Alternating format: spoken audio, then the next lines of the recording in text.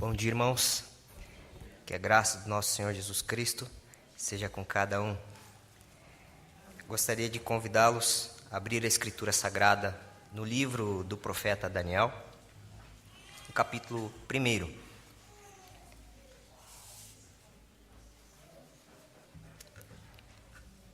Faremos a leitura dos 2 primeiros versículos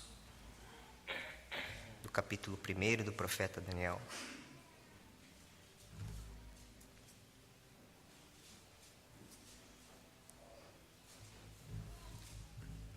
Diz assim a palavra do Senhor: No ano 3º do reinado de Jeoaquim, rei de Judá, veio Nabucodonosor, rei da Babilônia, a Jerusalém e a sitiou.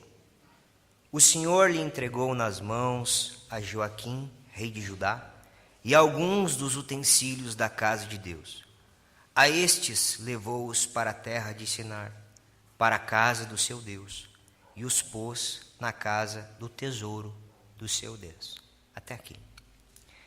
Com a graça de Deus, nós iniciaremos hoje a exposição deste santo livro, o livro do profeta Daniel. E antes de tratarmos sobre esses 2 primeiros versículos de introdução ao livro, eu gostaria de pontuar algumas coisas para a igreja, para que a gente possa ter uma visão um pouco mais geral do livro de Daniel. Eu o chamei de profeta Daniel porque quem o chama de profeta é aquele que tem toda a autoridade nos céus e na terra, o nosso Senhor Jesus Cristo. No capítulo 24 de Mateus, ele o chama de profeta Daniel. Embora neste livro, irmãos, nós não encontramos em nenhum momento, assim como em Jeremias, Isaías e demais profetas, a expressão assim diz o Senhor. Mas nós encontramos revelações da parte de Deus, especialmente na segunda metade do livro, que é do capítulo 7 ao capítulo 12, aonde nós já reconhecemos de antemão as dificuldades que poderemos encontrar. Durante a história isso tem se mostrado, porque as visões e revelações que Deus dera a Daniel são de profundo conhecimento, profundo desdobramento histórico. E com a graça de Deus nós avançaremos no tempo certo para esta segunda parte. Mas a primeira parte do livro, então, vai do capítulo 1 ao capítulo 6, aonde narra a história de Daniel, um jovem que fora deportado de Jerusalém para a Babilônia, e isto é no século VI antes do nosso Senhor Jesus Cristo, ou seja, 600 anos antes de Cristo vir à Terra. Esse desdobramento acontece quando Judá cai praticamente, quando é tomada pela Babilônia, ou seja, pelos caldeus. E agora nós encontramos, neste santo escrito da palavra de Deus, a abertura do livro de Daniel. Daniel mesmo que escreve o seu livro, e assim nós cremos, como a tradição nos ensina. E nós pensamos que Daniel está narrando já com uma idade avançada. Mas quando ele escreve este primeiro capítulo e os primeiros versículos que iremos tratar nesta manhã, ele era ainda... Quando acontece isso, ele era bem jovem. Alguns estudiosos chegam a dizer que Daniel, quando fora para a Babilônia, quando foi deportado junto com mais ou menos 10.000 pessoas, ele tinha entre 15 e 16, talvez 20 anos. Ou seja, um adolescente, um jovem que pouco sabia da vida. Mas as informações que nós temos a respeito dele é que ele era da nobreza, fazia parte da realeza. Por isso que ele foi deportado, mais ou menos aqui no ano 606, 605. A queda final de Jerusalém pelos caldeus foi no ano 585, 586. Mas antes de Jerusalém ser totalmente destruída, houve essa deportação e Daniel foi junto nesta primeira leva. Atentemos agora ao que ele escreve no primeiro versículo. E eu chamarei este sermão de O Senhor executa juízo e começa pelo seu povo. Nós observamos aqui no primeiro versículo que ele narra a ocasião quando aconteceu o fato de Nabucodonosor ter vindo a Jerusalém e sitiá-la. No ano 3º do reinado de Jeoaquim, rei de Judá, veio Nabucodonosor, rei da Babilônia, a Jerusalém e a sitiou. Este rei Jeoaquim, assim como outros reis do reino do sul, foi um mau rei. Israel, como um todo, teve alguns bons reis e muitos maus reis. E a Escritura vai nos relatar isso no livro dos reis, 1º e 2º reis, 1ª e 2ª crônicas, dizendo que alguns andaram no caminho do Senhor e o Senhor se agradou deles. Outros não andaram no caminho do Senhor e o Senhor os reprovou. Este rei é um daqueles que fora reprovado pelo Senhor nosso Deus. Os irmãos podem ter uma melhor compreensão desta narrativa, dos fatos acontecidos na hora do cerco e da deportação, no livro do 2º Reis, capítulo 24, de 1 a 14, e também no capítulo 25. Lá os irmãos podem ver com maior detalhe, com maior riquezas, como aconteceu estes fatos da deportação do povo de Deus para a Babilônia. Então ele coloca que veio Nabucodonosor contra Jerusalém e a sitiou. A Babilônia era um dos grandes impérios mundiais e naquele tempo, com certeza, a maior força bélica. E agora ele relata que eles estão cercando a cidade de Jerusalém para tomá-la. E houve essa deportação, porque ele vai narrar isso no versículo 2. O Senhor lhe entregou nas mãos a Joaquim, rei de Judá, e alguns dos utensílios da casa de Deus. A estes levou-os para a terra de Sinar, para a casa do seu Deus, e os pôs na casa do tesouro do seu Deus. Eu escolhi esses 2 primeiros versículos, irmãos, e vou me deter apenas neles 2, neste primeiro sermão, nesta primeira exposição, porque do versículo 3 ao versículo 21 é uma narrativa dos primeiros acontecidos com Daniel e seus amigos, já na corte do rei. O que acontece com eles depois deles serem transportados para a Babilônia como escravos, como cativos. Então nós vamos nos deter aqui, porque para compreender o livro de Daniel, e este livro, como eu havia já dado algumas informações sobre ele, a sua mensagem principal é que o Senhor reina, que o Senhor está sentado no seu trono. Para que possamos compreender, nós precisamos entender o que está acontecendo nesses 2 primeiros versículos. Se nós analisarmos as Escrituras Sagradas de uma forma bastante ampla e completa, olharmos todo o cânon bíblico com cuidado, nós vamos ver que, por ser o nosso Deus, o Rei eterno, aquele que está entronizado acima dos querubins, como nós lemos aqui no Salmo 99, e o primeiro verso diz: o Senhor reina, as nações tremem, o seu trono está sobre os querubins, abala-se a terra. O verso 1 do Salmo 99. Nós vamos compreender que se ele é um rei soberano, logo ele tem as suas leis, que são leis também soberanas. O que está acontecendo aqui? Está acontecendo o julgamento de Deus, porque as suas leis foram transgredidas pelo seu próprio povo.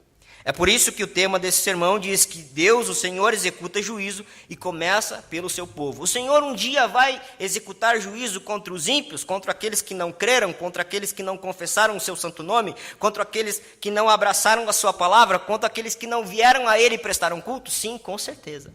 O Senhor Jesus mesmo narra claramente como vai ser o dia do grande juízo, onde ele vai fazer a separação dos bodes e das ovelhas, ou seja, dos eleitos e dos não eleitos, uns para a salvação eterna e outros para a condenação eterna. Vai fazer isso, com certeza. Aqueles que não crerem serão condenados. Mas aqueles que receberam a informação de Deus, a revelação de Deus, a mensagem de Deus, e não zelam por ela, eles sofreram duras penas e duras consequências. Se os irmãos olharem, e eu os convido a abrir a Escritura Sagrada, no capítulo 28 de Deuteronômio, rapidamente vamos passar o nosso olhar por este capítulo. A lei do Senhor, ela vai falar sobre as bênçãos decorrentes da obediência à lei de Deus. No capítulo 28, os primeiros versículos, meus irmãos, do 1 até o 14, vai falar sobre as bênçãos da aliança, sobre tudo aquilo que Deus promete para o povo, se o povo for fiel ao Senhor nosso Deus. Mas a partir do versículo 15, e um bom pedaço, até o versículo 68, vai tratar sobre as maldições, sobre as penalidades de não obedecer à lei do Senhor nosso Deus. Eu gostaria de chamar a atenção dos irmãos para 2 versículos em especial aqui no capítulo 28. Olhem para o versículo 36 do capítulo 28 de Deuteronômio. Diz assim a palavra do Senhor: o Senhor te levará e o teu rei que tiveres constituído sobre ti a uma gente que não conheceste, nem tu, nem teus pais, e ali servirás a outros deuses feitos de madeira e de pedra. A lei do Senhor é muito clara, dizendo que se eles não obedecessem à lei do Senhor, o Senhor os levaria, e levaria o seu rei. Olhe agora para o versículo 49 desse mesmo capítulo. O Senhor levantará contra ti uma nação de longe, da extremidade da terra virá como o voo impetuoso da águia, nação cuja língua não entenderás. Quando nós vemos essa mensagem na lei de Deus sobre uma nação que vem de longe, que leva o rei, cuja língua eles não entendem, está o Senhor mostrando aquilo que poderia e com certeza aconteceria por causa da desobediência do seu povo com a nação eleita. Ou seja, viria um povo forte do norte, poderoso, com uma língua que eles não entendem. Ou seja, quando nós encontramos até mesmo um povo que fala uma língua que não entendemos, na Bíblia Sagrada é o sinal de maldição. E nós vamos perceber no próximo sermão que Daniel e os seus amigos, neste primeiro capítulo, eles são treinados nessa língua. Porque era uma língua cuneiforme, ou seja, uma língua diferente da língua que eles estavam habituados a falar. Eles precisavam ser treinados nessa língua. O que está acontecendo aqui, e Daniel está narrando, é: Deus deu a sua santa lei para o seu povo e mandou que eles obedecessem, mas eles não obedeceram. O Senhor enviou profetas, e se os irmãos olharem com muito cuidado, o profeta Jeremias, por exemplo, lá no capítulo 25 do seu livro, ele vai anunciar o cativeiro. E ele vai dizer claramente que vocês não obedeceram à palavra do Senhor, é por isso que está vindo agora e não tem volta. Irmãos, eu gostaria de chamar a atenção, neste momento, para o fato de que nós temos a palavra do Senhor para obedecermos. Nós recebemos do Senhor um particular tesouro. E os exemplos da Escritura Sagrada servem para nos alertar. Às vezes temos a falsa impressão que esse tempo de graça é um tempo que não há juízo da parte de Deus. É claro que há. Na verdade, todo o período bíblico, todo o período da história é um período de graça da parte de Deus. Se você um dia escutou aquela expressão, o tempo da lei, o tempo da graça, esqueça isso. Porque tudo é graça nas Escrituras Sagradas. Se Deus dera a sua lei um dia para um povo, isso é graça. Se Deus deu princípios para que esse povo vivesse, isso também é graça. Tudo é graça da parte de Deus.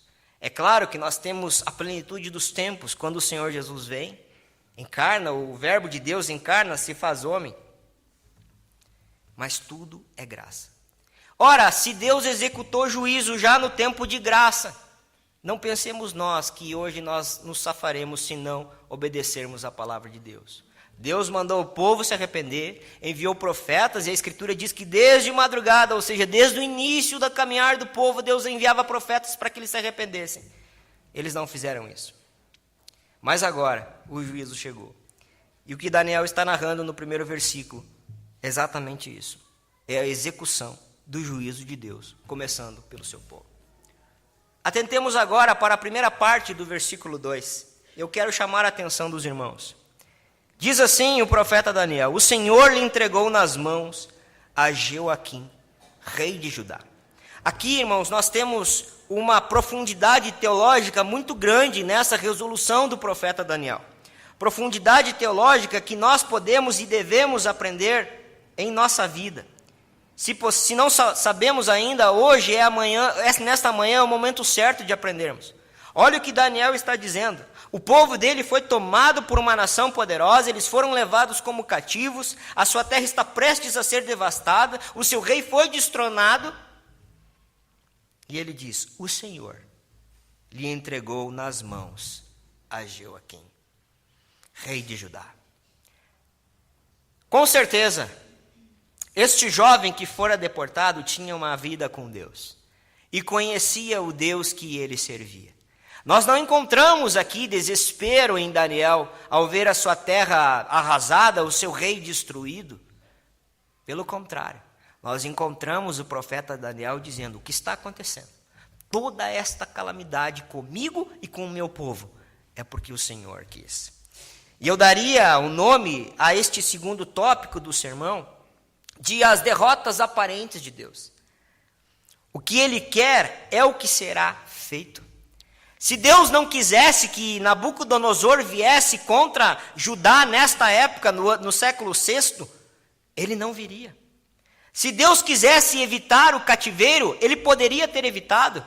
E ele demonstra o seu poder justamente alguns anos antes. Os irmãos não precisam abrir a escritura, mas se quiser tomar nota, Isaías capítulo 37, 33, ele dá uma mensagem por meio, Isaías, verdade, ele dá uma mensagem ao rei Senaqueribe, que era o rei da Síria, uma outra potência mundial, que se aproxima de Jerusalém para sitiá-la, para destruí-la, para levá-la cativa também.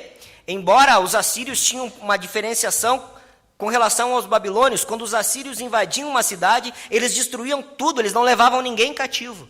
Já os babilônios tinham essa cultura de levar como escravos para agregar ao seu império. O rei Ezequias tinha junto consigo o profeta Isaías. E os irmãos conhecem a história. Ele se aproxima dele, mostra as cartas do rei Senaqueribe da Síria, afrontando o Senhor, por meio de Rabsaque, aquele líder militar. Chega a dizer: olhem para as outras nações, onde estavam os deuses delas quando nós as invadimos e as destruímos? Vocês acham que vocês vão poder se safar de nós? Então lá no versículo 33 do capítulo 37 de Isaías, o Senhor diz assim para Senaqueribe: não entrarás nessa cidade, não vais entrar aqui, não poderás entrar aqui, eu não permitirei. E quase 200.000 soldados assírios foram destruídos pelo anjo do Senhor. Ou seja, se Deus não quer que algo aconteça, que o seu povo seja destruído, seja levado cativo, isso não vai acontecer. Mas se Deus quer, ninguém pode impedir. O verso 2 de 42 de Jó, ele mesmo diz uma resolução muito importante que devemos somar essa informação de que Deus é soberano. Ele diz: bem sei que tudo podes, e nada pode frustrar os teus planos. Quem é o homem que pode levantar-se contra o Rei Eterno e dizer: o que fazes? Se nós analisarmos com carinho, meditarmos na palavra, no Salmo 2, nós vamos perceber que os reis da terra se levantam contra Deus, contra o seu ungido, contra o seu reinado, diz: vamos comunar aqui, vamos fazer alguma coisa para destroná-lo. E lá no Salmo 2 está dizendo o que Deus faz: Deus ri deles. Deus ri-se deles, ou seja, Deus ri daqueles que dizem que podem fazer alguma coisa contra ele. Perceba o que Daniel está dizendo: o Senhor lhe entregou nas mãos a Joaquim, rei de Judá. Esta é a mesma concepção que nós devemos ter com relação aos eventos da nossa vida. Não podemos ficar com um pensamento mesquinho, achando que as coisas se dão pelo acaso, ou que elas estão fugindo ao controle de Deus. Se servimos a Deus e obedecemos os seus santos caminhos, nós devemos confiar que tudo está na sua mão e nada pode fugir do seu controle. Ainda que os poderes aparentes que nos sustentam possam ruir, ainda que os nossos governantes possam ser trocados e alternados, nós precisamos perceber, como Daniel, que tudo é o Senhor que faz, é o Senhor quem entrega a quem Ele quer. Daniel vai ser mais objetivo no capítulo 2, versículo 21. Depois de interpretar um dos sonhos do rei, ele vai dizer: é Ele quem remove os reis e os estabelece.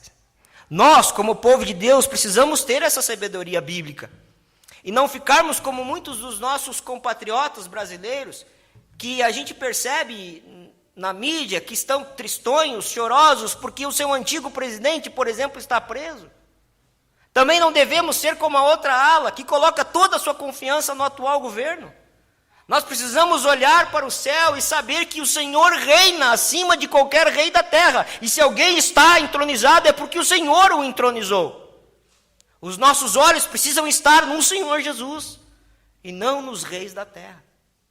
Por isso não nos devemos abalar. Outro grande profeta, o profeta messiânico Isaías, quando ele tem a sua maravilhosa revelação da glória de Deus, no capítulo 6 do seu livro, ele diz assim: no ano que morreu o rei Uzias, eu vi o Senhor assentado no seu alto e sublime trono. Ou seja, os meus olhos, a revelação de Deus para mim não me mostra apenas o que está acontecendo, mas eu vejo que Deus está reinando soberano sobre a minha vida, sobre o meu povo, sobre o povo da aliança. É o Senhor quem reina. Reina o Senhor, tremam as nações, Ele está sobre os querubins, abala-se a terra. Não importa o evento cataclismático que possa estar acontecendo, o Senhor está no seu alto e sublime trono. Quantas vezes a gente escuta informações, a NASA divulga a informação de que está vindo um meteoro gigantesco contra a Terra. Nós não devemos nos abalar. O Senhor está no comando. Ele conduz a nossa vida em todo o tempo. Nas coisas grandiosas e nos detalhes também. Nas filigranas, ou seja, nas menores coisinhas que podem acontecer no nosso dia a dia. Davi, escrevendo o Salmo 139, no verso 16, ele é muito profundo, que diz: os teus olhos me viram ainda substância informe, e todos os meus dias foram escritos e determinados no teu livro, sendo que nenhum deles ainda havia. Então não se preocupe com os eventos que possam estar acontecendo hoje mesmo com relação à sua vida. Descanse na providência de Deus. Descanse no que o Senhor diz ao seu povo: os meus caminhos são mais altos que os vossos caminhos, os meus pensamentos são maiores que os vossos pensamentos. Eu sei o que é bom para vocês, diz o Senhor. Não se preocupe com as circunstâncias. Deus está reinando soberano. E mesmo que Ele leve o seu povo para o cativeiro, Ele sabia o que estava fazendo. As derrotas do Senhor são aparentes. Ele permitiu, Ele quis fazê-lo. Eu cito ainda um outro evento que nós podemos observar da parte de Deus dirigindo, permitindo todas as circunstâncias, e nós observamos aqui na segunda metade do versículo 2. E alguns dos utensílios, acompanhem comigo, da casa de Deus, a estes levou-os para a terra de Sinar, para a casa do seu Deus, e os pôs na casa do tesouro do seu Deus. Aqui nós observamos o cativeiro sendo concretizado no momento que eles pegam os tesouros do templo santo de Deus e levam para a casa do deus babilônico. Aqui é o deus Marduk, o principal rei babilônico. E eles colocam os despojos de guerra lá, os tesouros, as taças de ouro e de prata, porque isso tem um significado. Quando os reis antigos venciam outros, eles pegavam seus tesouros e colocavam na casa do seu Deus. E isso significava que o Deus que estava recebendo os tesouros era o Deus vencedor. Mas como assim? Como isso pode acontecer se o Senhor é o Rei soberano? É porque Deus permitiu, porque Deus decretou acontecer.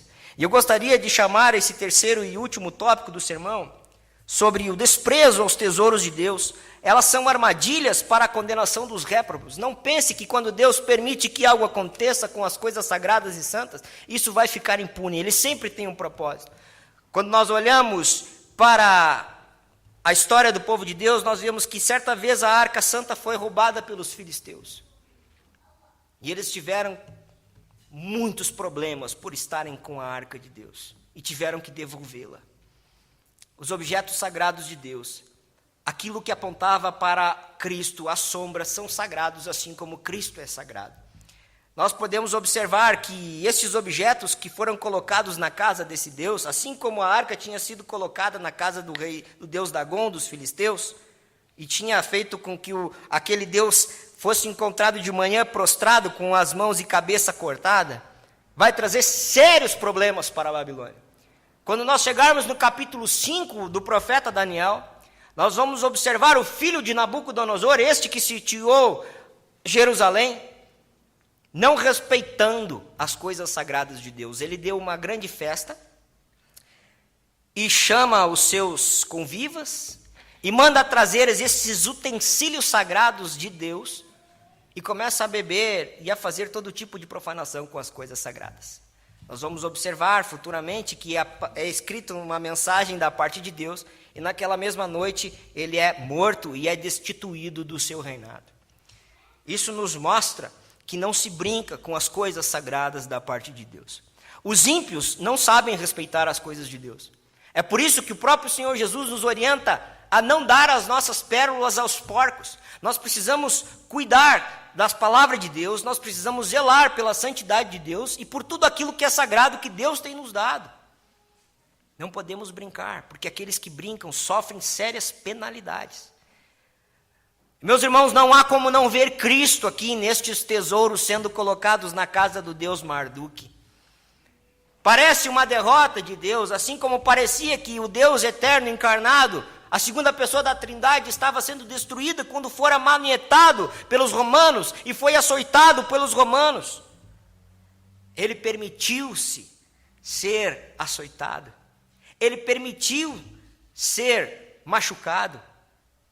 Assim como Deus permitiu que os seus tesouros, que apontavam para Cristo, fossem levados para a casa do Deus Marduk, Deus decretou, está lá em Atos dos Apóstolos, capítulo 2, versículo 23, onde ele diz: vós o matastes, conforme o desígnio de Deus, conforme a sua presciência, conforme o seu decreto eterno. Ou seja, as derrotas que Deus pode estar sofrendo, elas sempre são aparentes, porque seus caminhos são mais altos. Nós não compreendemos a sabedoria de Deus. Deus escolhe as coisas fracas e loucas do mundo para confundir as fortes e as sábias do mundo. Os seus caminhos são maiores. Às vezes a gente não entende o que Deus está fazendo, mas Ele está fazendo uma grande obra. Nós encontramos aqui Cristo, então, com certeza, aquele que sofreu calado para nos dar a vida eterna, para justificar a nossa vida, para nos dar a santidade que tanto precisávamos e agora temos na pessoa do nosso Senhor e amado Jesus Cristo. Devemos aprender que o nosso Deus não perde, e se há algo parecendo fugir ao seu controle, isso é somente aparente. Ele tem tudo decretado e nada escapa de sua direção. Não sejamos insolentes como Belsassar e como os judeus que por sua livre vontade resolveram em seu coração não dar a glória devida a Deus. Preste atenção, você que é povo de Deus, que faz parte da aliança sagrada. Honre tudo aquilo que Cristo tem te dado, principalmente o bom nome de Cristo, principalmente o seu compromisso com a palavra, com o sacramento que um dia você participa todo mês aqui. Honre a Cristo, honre as coisas sagradas. Olhe para Belsassar, olhe o que ele fez debochando das coisas de Deus. E meus irmãos, se Deus executou juízo com aqueles que debocharam das coisas que eram sombras, que serve, o que acontecerá daqueles que não levarem a sério a verdade que está em Cristo Jesus e que é Cristo Jesus? Temos conosco aquilo que é mais sagrado, e aqui eu estou encerrando o sermão, que é mais que simples objetos do templo, ainda que fossem de prata e de ouro. Temos a Cristo e a sua palavra. Esses objetos já apontavam para Ele. Nós precisamos entender que Cristo é o bom perfume, e nós devemos exalar este bom perfume, e nós somos esse cheiro precioso de Cristo para com Deus. Mas para os ímpios, esse mesmo bom perfume que há em Cristo, que está em nós, é um cheiro de morte para a morte. Meus irmãos, nós vimos nesse sermão que Deus executa as maldições prescritas na sua lei. Por isso nós não devemos brincar com Deus. Como diz o apóstolo Paulo em Gálatas, de Deus não se zomba. Aquilo que o homem semear, isso ele vai colher, com certeza. É hora de abandonarmos os nossos pecados, aqueles que nós já sabemos que são afrontas contra Deus e que nós estamos protelando. Depois eu paro, depois eu desisto disso. Com pecados não se brinca. Nós devemos decepar a sua cabeça no dia que se chama hoje. Nós não temos o amanhã. Nós não sabemos se viveremos amanhã. O amanhã de fato pertence a Deus. E o dia que Ele tem nos dado é hoje, não é amanhã. Nós devemos abandonar as nossas transgressões contra a lei de Deus. É hoje, é agora. Não deixe para depois. Talvez Nabucodonosor venha e cerque e te leve daqui, assim como aconteceu com o povo escolhido de Deus, pelo decreto de Deus. Nós vimos também que o Senhor nosso Deus é o dono da história e não perde o controle dela, ainda que pareça que isso esteja acontecendo. Os detalhes da sua vida que às vezes te trazem lágrimas, saiba que Deus tem conduzido até mesmo os seus piores fracassos para a sua glória. Confie no Senhor, naquilo que Ele está fazendo. E por último, Cristo é o nosso maior tesouro. Todos os tesouros da sabedoria e do conhecimento estão em Cristo. Zelemos pelas coisas dele e não sejamos doidos, com perdão da palavra, não sejamos loucos, nécios, como Beltesazar. Que o Senhor nos ajude, que possamos caminhar neste santo livro, aprendendo sobre a soberania de Deus, olhando para a história do povo de Deus e corrigindo a nossa vida. Que Deus em Cristo os abençoe. Amém.